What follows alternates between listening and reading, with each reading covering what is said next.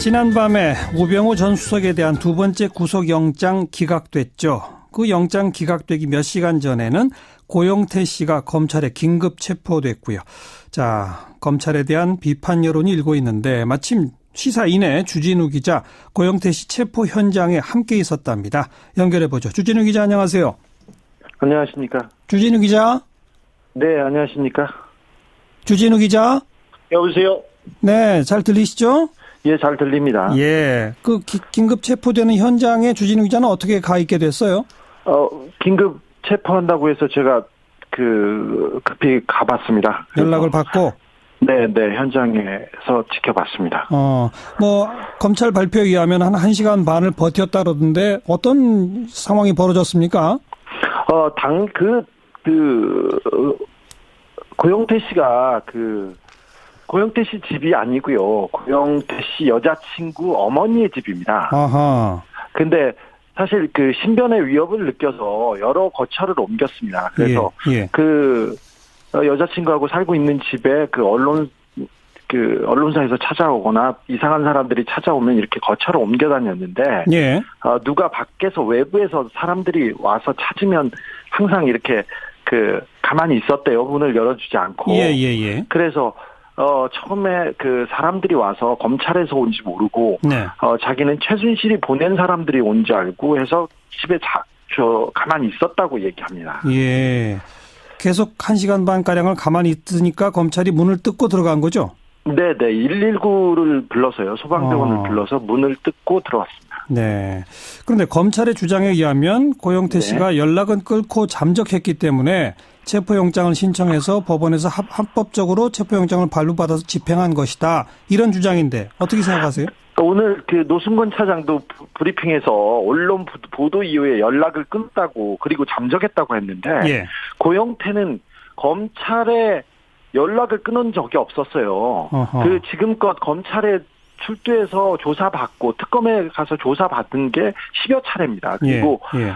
매번 일요일에도 갔었고요. 명절 때도 통화를 해보면 검찰청에 있었던 경우가 많았어요. 예. 언론 보도가 나와서 연락을 끊었다고 했는데, 예. 고영태 씨가 금요일 날도 검찰하고 통화를 했어요. 지난 금요일 날. 네, 그리고 그런데 자기가 경찰에서 무혐의 받은 사건을 가지고 자꾸 검찰에서 오라고 한다. 이걸 어떻게 해야 되냐고 저하고 상의를 해서요. 제가 변호사하고 이런 문제는 상의해봐야 된다고 해서 변호사하고 금요일 날 저녁에 만나서 고영태가 좀 상의를 했고요. 그 다음에 월요일 날 고영태 변호사가 검찰청에 전화를 해서 검사와 통화를 했어요. 그래서 길을 잡아주면 고영태가 출두하겠다 이렇게 얘기했는데, 검찰에서는 연락을 끊었다는데 금요일 날 오후하고 토요일 날 전화를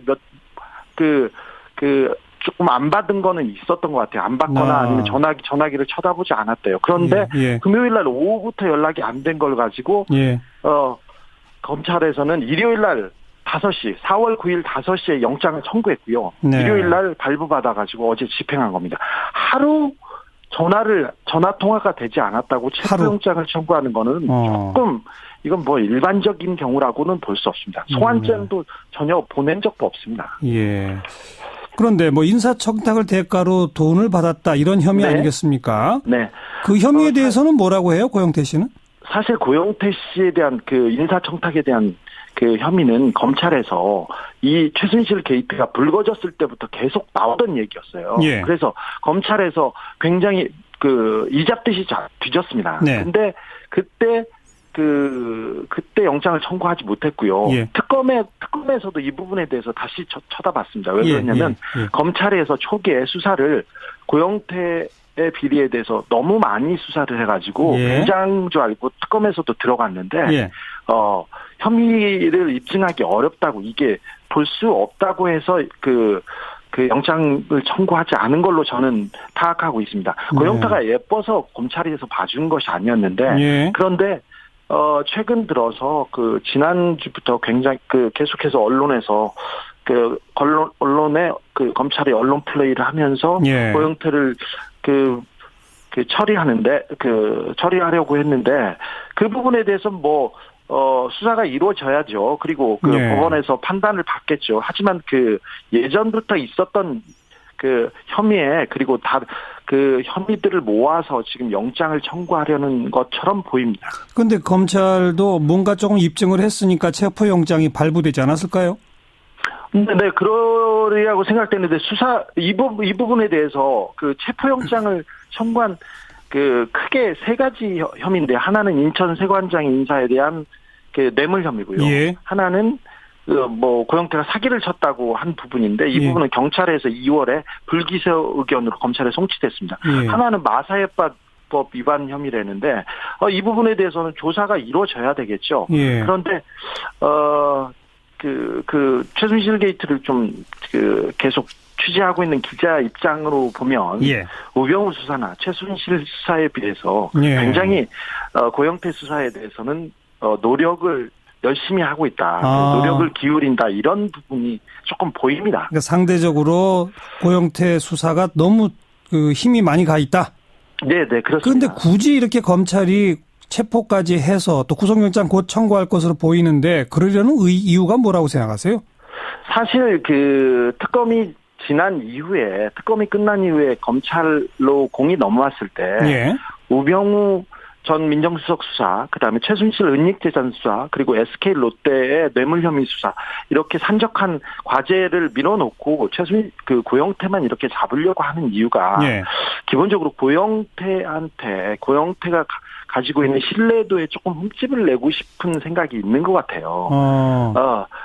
최순실 게이트를 처음에 제보한 장본인이라고 볼 수도 있는데요. 예. 고영태에 대한 비위나 돈 부분에 대해서는 너무 검찰에서 너무 굉장한 노력을 다했어요. 그런데 잠깐만요. 여기서 모순이 보입니다. 주진우 기자 네. 주장대로라면 네. 검찰은 고영태의 신뢰도에 흠집을 내려는 의도다라고 지금 말씀하셨잖아요. 네. 근데 검찰은 정작 최순실 등등을 다 구속해서 재판을 지금 이제 기소해서 재판을 하고 있는 상태 아닙니까? 예. 그런데 자기들이 구속해서 유죄 판결을 받아야 할 사람들을 고발한 고영태의 신뢰도에 흠집이 가면 검찰한테도 안 좋은 거 아닙니까? 그렇죠. 그런데 제가 판단하고 제가 지금 제 의견입니다, 여기는. 예. 근데 최순실 국정농단 수사할 때 검찰이 이 국정농단 수사를 열심히 하지 않았어요. 예. 그리고 청와대나 검찰의 비호 세력, 국정농단 비호 세력, 방조 세력에 대해서도 수사하지 않았습니다. 예. 근데 그 부분에 대해서 수사하는 것보다 고영태를 수사를 많이 하면서 예. 고영태가 한 얘기가 지금껏 제보했던 내용들을 아하. 조금 신빙성이 떨어지면 네. 농단 세력 그리고 비호 세력이 아마 입지가 좀 재판 과정에서 입지가 조금 넓어지지 않을까 그런 생각을 해봅니다. 아직도 예. 국정농단의 비호 세력이 검찰에서는 아주 중요한 위치에 있다고 저는 보고 있습니다. 검찰 고위직들. 네, 검찰 고위직이 특별히 지금 박근혜 대통령 최근까지 수사하는 수사팀 그리고 우병우를 수사했던 수사팀은 예. 완벽하게 우병우 라인이라고 불릴 만한 사람들이 그 수뇌부에 있고요. 그렇죠. 예. 당사자로 그대로 있습니다. 알겠습니다. 그래서 국정농단 네. 수사가 조금 잘 안 되고 있다고 저는 그렇게 보고 있습니다. 그러니까 주진우 기자 생각에는 네. 고영태의 신뢰도를 흠집내서 자기들이 이미 구속해서 기소까지 한 그 범죄자들을 자유롭게 하기 위한 것은 아니고 네네. 검찰이 왜 이 부분은 더 수사하지 않느냐. 또 예. 지금까지 그쪽은 아예 수사도 안 했다라고 하는 비판, 그 비판로부터 좀 자유로워지기 위해서다 이렇게 보시는군요. 네, 그렇습니다. 네, 자유로워질 수 있을까요? 그래서? 아니 그렇지는 않겠죠. 그런데 최순실의 국정농단, 박근혜 대통령의 국정농단이 이렇게 밝혀지고 드러나고 있는데 네. 비호했던 세력이 검찰에서는 사법기관에서는 그대로 자리에 있는 것 자체가 반성조차 안 하는 자체가 조금 안타까울 따름이죠. 알겠습니다. 여기까지. 사실 우병우 민정수석 구속영장은 거의 기각될 걸로 예측했었다. 네, 다 예측했습니다. 알겠습니다. 예. 알겠습니다. 시사인 주진우 기자의 생각이었습니다. 하고 저하고 상의를 해서요. 제가 변호사하고 이런 문제는 상의해봐야 된다고 해서 변호사하고 금요일 날 저녁에 만나서 고영태가 좀 상의를 했고요. 그 다음에 월요일 날 고영태 변호사가 검찰청에 전화를 해서 그 검사와 통화를 했어요. 그래서 그 길을 잡아주면 고영태가 출두하겠다 이렇게 얘기했는데 검찰에서는 연락을 끊었다는데 금요일 날 오후하고 토요일 날 전화를 조금 안 받은 거는 있었던 것 같아요. 안 받거나 아니면 전화기를 쳐다보지 않았대요. 그런데 금요일 날 오후부터 연락이 안 된 걸 가지고 검찰에서는 일요일 날 5시, 4월 9일 5시에 영장을 청구했고요. 일요일 날 발부받아가지고 어제 집행한 겁니다. 하루 전화 통화가 되지 않았다고 체포영장을 청구하는 거는 조금 이건 뭐 일반적인 경우라고는 볼 수 없습니다. 소환장도 전혀 보낸 적도 없습니다. 그런데 뭐 인사청탁을 대가로 돈을 받았다 이런 혐의 아니겠습니까? 그 혐의에 대해서는 뭐라고 해요, 고영태 씨는?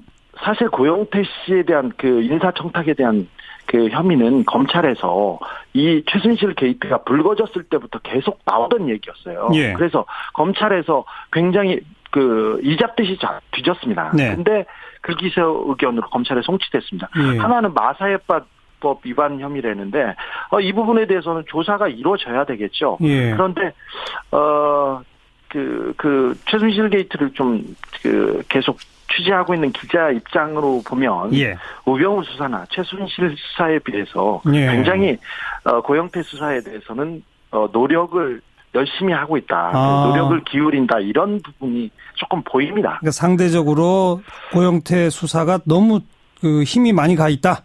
네, 그렇습니다. 그런데 굳이 이렇게 검찰이 체포까지 해서 또 구속영장 곧 청구할 것으로 보이는데 그러려는 이유가 뭐라고 생각하세요?